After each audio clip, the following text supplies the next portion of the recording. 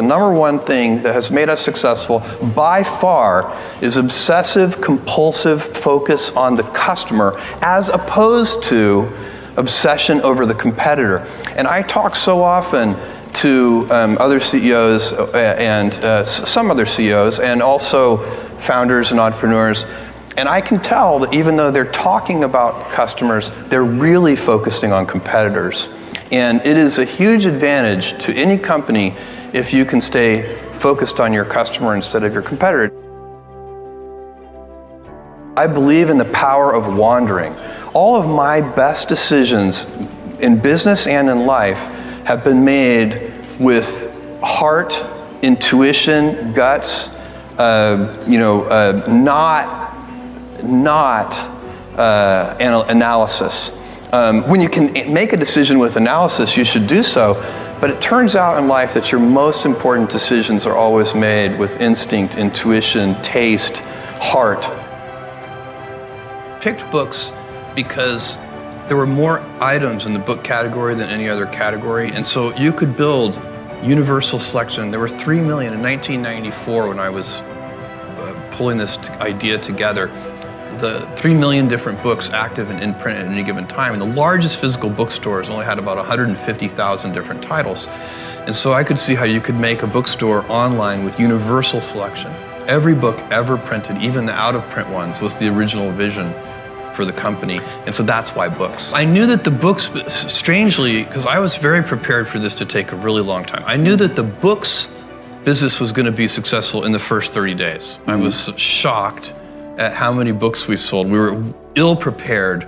We had only 10 people in the company at that time, and most of them were software engineers, and so everybody, including me and the software engineers, were all like packing boxes. We didn't even have packing tables. And we were on our hands and knees on a concrete floor packing the boxes. And at about 1 or 2 in the morning, I said to one of my software engineering colleagues, I said, Paul, this is killing my knees. We need to get knee pads. And Paul looked at me and he's like, Jeff, we need to get packing tables. When I decided to do this, I first talked to my wife, who is sitting here in the audience, and she had married a relatively stable, goofy, but still relatively stable person working at a Wall Street firm. I worked at a quantitative hedge fund, and this was a hard decision. And I was looking for the right framework in which to make that kind of important decision. And the right framework I found is a regret minimization framework. And so that's just a nerdy way of saying that you want to project yourself to age 80, and then think back over your life.